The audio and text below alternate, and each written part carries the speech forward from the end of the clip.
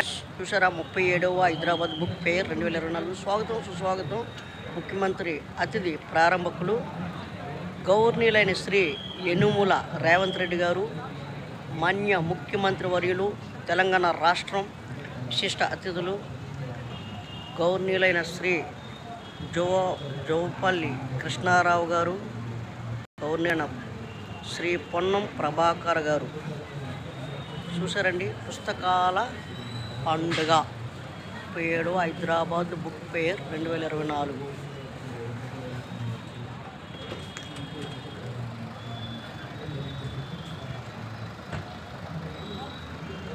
మన tank bund ఉంది కదండి హైదరాబాదు, ఆ ట్యాంక్ బండ్ దగ్గరే పెట్టారు.